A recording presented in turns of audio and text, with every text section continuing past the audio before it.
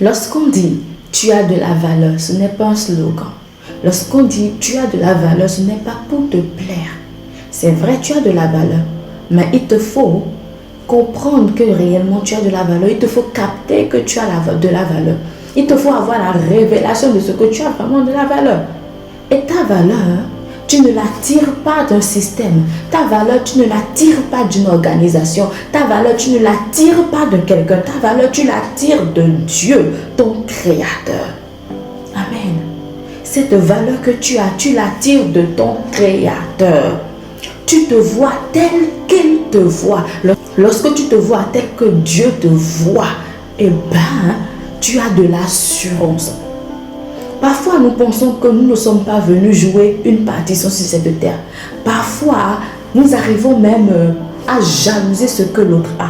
Nous comparons notre vie à la vie de l'autre, ou nous nous voyons en retard par rapport à l'autre. Nous comparons nos résultats aux résultats de l'autre, mais Dieu n'a pas comparé tes résultats aux résultats de l'autre. Vous n'avez pas la même destinée, vous n'avez pas la même mission, vous n'avez pas cette même partition à jouer sur cette terre. Que chacun reste dans son couloir, reste dans ton couloir. Tu sais, la solution c'est simple. Tu as un créateur, il y a quelqu'un qui t'envoie sur cette terre.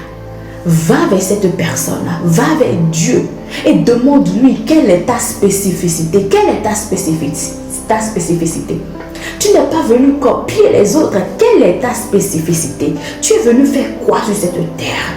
Qu'est-ce qui fait ta différence, ton unicité? Et c'est lorsque tu connais ta spécificité, tu travailles sur cette spécificité afin d'accomplir la mission de Dieu dans ta vie. Nous sommes tous des missionnaires. Nous avons tous accompli une destinée spécifique. Nous avons tous une partition à jouer. Nous sommes spéciaux d'une manière ou d'une autre. Tu n'es pas ton voisin, tu n'es pas ton frère, tu n'es pas ta soeur. Ne jalouse pas. Ne vois pas que lui, il est en avance que toi. Peut-être que tu le vois en avance. Peut-être que tu vois ton voisin en avance. Peut-être que tu vois ton frère en avance. Mais dans la réalité, il est en arrière par rapport à sa destinée. Ou dans la réalité, il est hors destinée. Tu t'imagines cela? À toi de connaître ta spécificité afin d'être dans la destinée, de travailler sur ce que Dieu t'a donné, de travailler sur ta spécificité, de travailler sur tes dons et talents, de travailler sur qui tu es, de travailler sur ton caractère afin d'impacter les générations que Dieu attache à ta vie. Amen.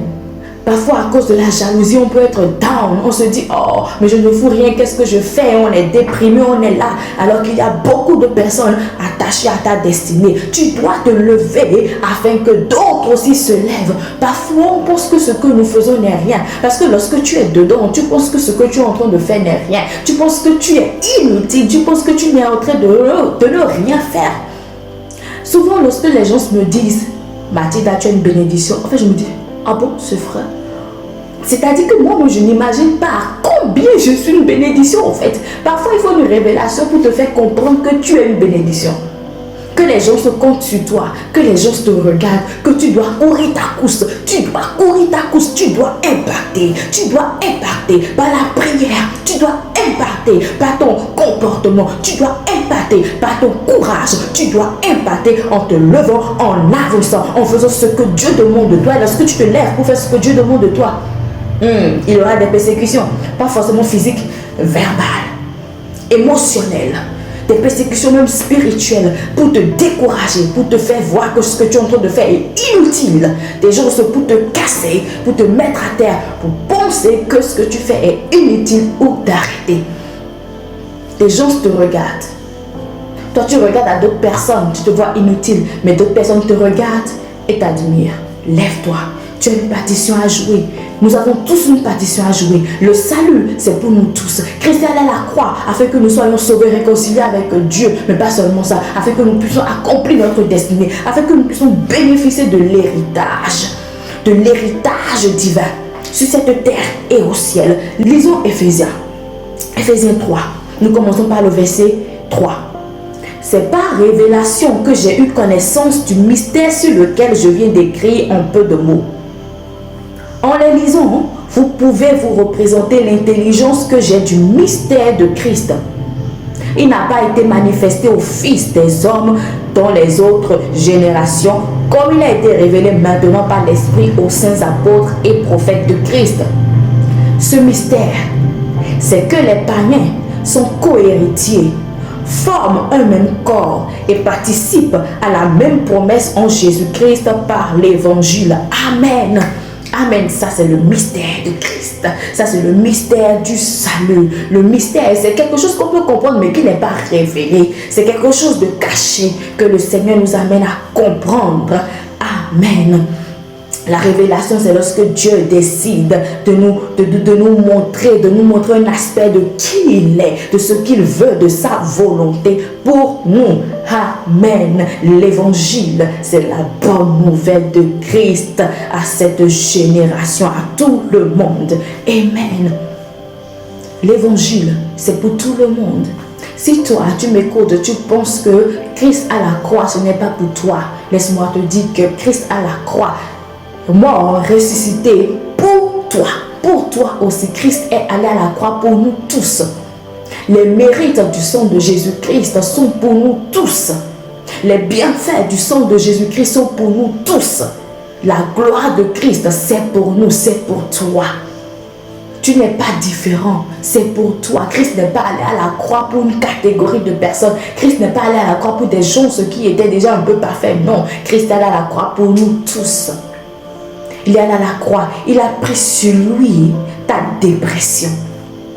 La dépression ne t'appartient même pas. Il a pris sur lui cette dépression qui te dérange. Il a pris sur lui cette frustration, cette tristesse qui te dérange. Il a pris sur lui ce mal qui te dérange. Il a pris sur lui cette honte qui te dérange. Il a pris sur lui ce viol qui te dérange. Il a pris sur lui cette humiliation qui te dérange. Il a pris sur lui ce rejet qui te dérange. Christ est allé à la croix pour toi. Amen. Christ a subi cette douleur pour toi. Il a subi cet abandon pour toi. Christ, il a sué du sang pour toi. Christ a pleuré pour toi. Christ a intercédé pour toi. Afin que tu manifestes pleinement ta destinée. Non, tu ne mourras pas inutile. Tu ne mourras pas sans avoir accompli ce pourquoi Dieu t'a envoyé sur cette terre. Tu dois accomplir ta destinée. Amen. Et pour ce faire, commençons déjà à prier pour les nations, à prier pour le Maroc, Libye, Liechtenstein, Lituanie, le Bénin, l'Égypte. Nous prions pour l'Afrique entière. Nous prions pour tous les pays du monde, sans exception, les îles, les coins reculés. Nous prions afin que la grâce de Dieu les touche, les transporte. Nous prions pour que la gloire de Dieu les enveloppe, les environne, qu'ils soient bénis, qu'ils soient protégés. Amen. Nous prions afin que tous les humains sachent qu'ils ont une valeur et que chacun a son rôle à jouer sur cette terre. Tous les humains ont un rôle à jouer sur cette terre. Amen. Sois béni. Tu es béni. Bye.